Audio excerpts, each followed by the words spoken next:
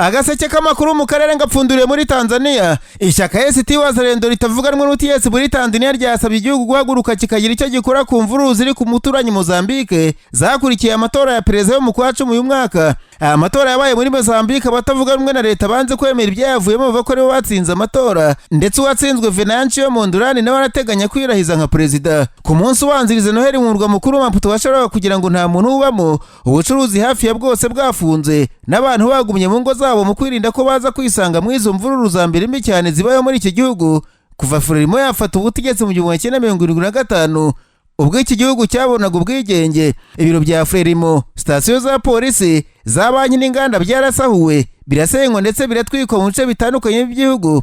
Kuva kuwa mbere abantu nibura 21 biciwe mu mvururu nk'uko minisitiri w'ubutegetsi bw'igihugu yabitangaje. Imyigaragambyo yadutse kuwa mbere nyuma y'uko urukiko rurusha izindi ububasha rwemeje intsinzi y'ishyaka Frelimo mu matora ya perezida yabaye mu kwezi kwa 10 uyu mwaka. Iri shyaka rimaze imyaka 49 ku butegetsi. Ikinyamakuru The Citizen muri Tanzania cyanditswe ishyaka Wazalendo ryasohoye itangazo rivuga ko Mozambique ari umuturanyi wa kera w'iki gihugu udakwiye gutereranwa muri ibi bihe bikomeye arimo, cyane ko ibihugu bisangiye amateka y'ubwigenge kandi bikaba binahana imbibe.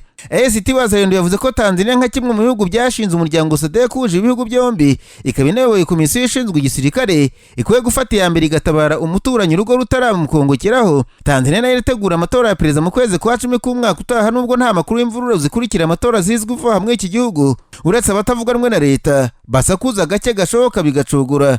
Iri shyaka ryo muri Tanzania ryavuze ko biri kuba muri Mozambique biri kubangamira intara byegeranye nka Mtwara, Lindi na Ruvuma, kandi ngo iterabwoba mu ntara ya Cabo Delgado ryagize ingaruka kuri Tanzania, rigasanga igihe hari iki ngiki cyo kujya kuzimya umuriro ku muturanyi urugo rwawe rutarafatwa.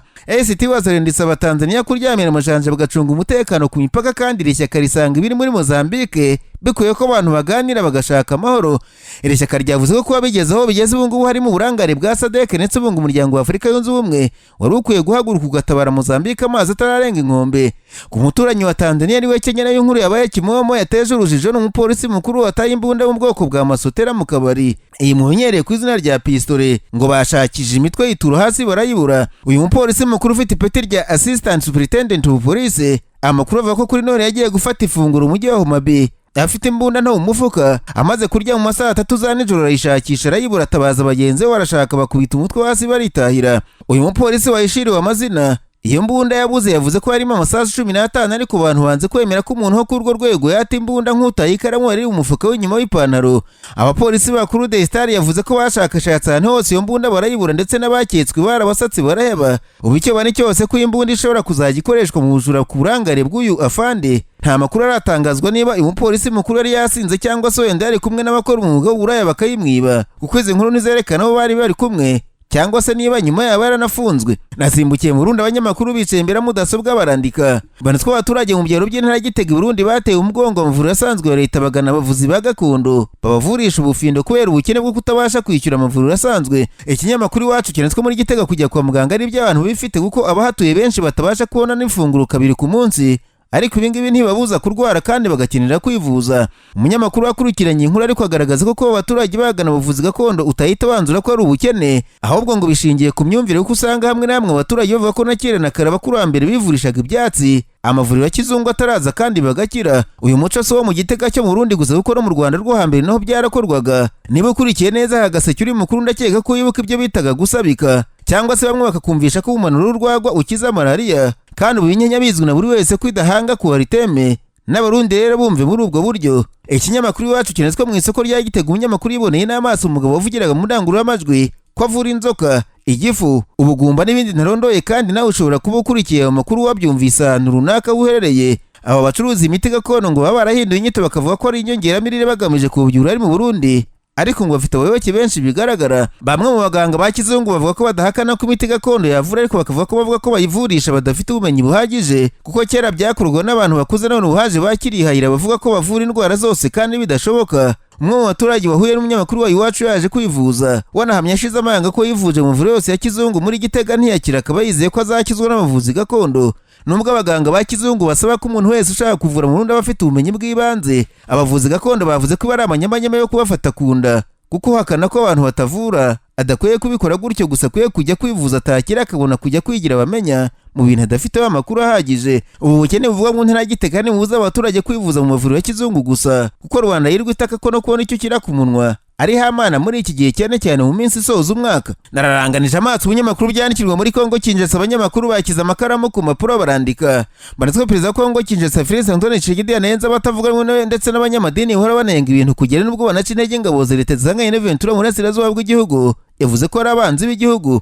Ikinyamakuru Media Congo cyanditse ko umutegetsi mukuru wa Kinshasa yavuze ko ingabo z'igihugu FARDC zihagaze neza ku rugamba zihanganyemo n'inyeshyamba, ariko banza aribo batavuga rumwe nawe ngo ntibashobora kubivuga, bahora bavuga ko zisumbirijwe nyamara ziba zihagaze neza ntibabivuge. Yavuze ko ari abantu bari aho ngaho bangamwabo. Bwana Tshisekedi yabwiye abaturage mu ntara Mbujimaye ko ikibuga bagicurikiye ku nyeshyamba, ariko hanganye n'abanzi b'ubwoko bubiri. Abambere umutetsi hanganye nabo n'abanyapolitiki baravuga nabi ingabo z'igihugu, abandi n'abanzi bambaye amakanzu, ni ukuvuga bihaye Imana bahora banenga buri kantu kose kandi byiza batajya babishima. Abasengura ivugwa na perezida wa Kongo bavuze ko bayise abanzi ari abamurwanya badashaka namba ku itegeko nshinga rihinduka, kimwe n'abasenyeri ba Kiliziya Gatolika nabo bahagurutse niyo nka bakarwanya iki gitekerezo. Nk'uwo barimo Joseph Kabila wahoze ku butegetsi na Moise Katumbi wahoze ategeka intara ya Katanga, barahagurutse bari gusaba abanyekongo b'umutima kwamaganirwa ry'itegeko nshinga mu nyungu za Tshisekedi ushaka manda ya gatatu. Abo bagabo banenze umuryango mpuzamahanga kubera uburangare bwabo mu bibazo bya Kongo, cyane cyane ibijyanye no kwica amahame y'uburenganzira bwa muntu. Bahereye aho ngaho bawusaba gufasha abaturage ba Kongo gukuraho ubutegetsi bw'igitugu bashinja gukora ibyaha mu mijyi ya Goma, Lubumbashi, Kirwa ndetse na gereza y'Amakara. Nubwo Tshisekedi bwira abaturage ko ingabo zihagaze neza ku rugamba mu burasirazuba bw'igihugu, ariko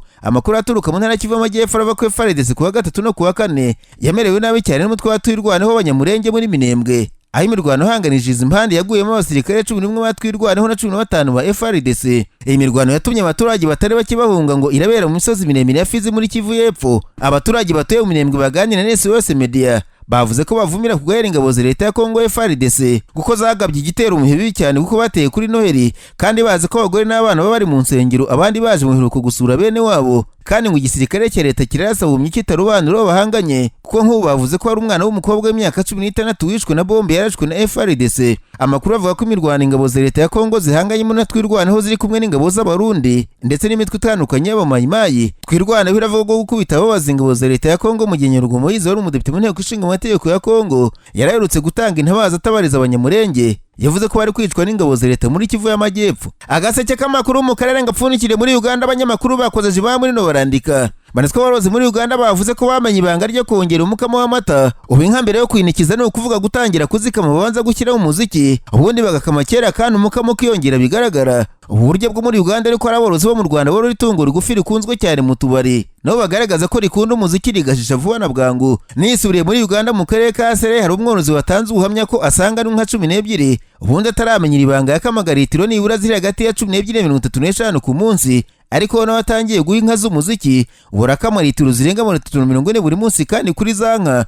Ikinyamakuru de buvuza bakeneye ko atari umukamo utubutse gusa borozi ubona ko inka zahawe umuziki, kuko banamenye ko inka uyubakira ubwogero mbere yo kwinikiza ukabanza ukazirekura zikabanza koga, nabwo ngo bibasaba cyane. Umworozi waganirije ikinyamakuru atanga uhamya ko iyi nka ikamwe yumvise umuziki mwiza kandi uryoheye amatwi, ubona icebe ryayo ritangiye kugaragaza ko ryanarese hamwe unatinze gukama byarangira yikamiye hasi. Colonel Dick Bugingo mu karere ka Kiru atanga uhamya kuri banga resiteho bugicya ubakiri igiti faranga kesha umukamo guko mbere wasangaga inka zimurushya ariko ntagire icyo avanamo, ariko ngo bamenye ko inka zikunda umuziki zigakama umukamo utubutse. Ubu indangururamajwi zishaje atajya gukama ntazihari. Dr. Mose ntari ukurikirana urwuri rw'uyu musirikare mu kiruko cy'izabukuru yatangarije buzava ko umuziki ari ikintu cy'ingenzi ku matungo cyane cyane inka zikamwa, kuko ngo utuma zirekura amata, nyamara abantu bamwe usanga batabizi. Uyu muganga avuga ko umuziki utanatuma inka zikamwa neza gusa ahubwo ngo unatuma zibyara neza, kuko inka yenda kubyara mbese yatangiye kwirira bayishyiraho akaziki gatuje bikarangira ibyaye neza bitagoranye, kandi ngo umuziki utanaruramutse uzi kuririmbira inka neza ukayegera igiye kubyara nabyo birayifasha.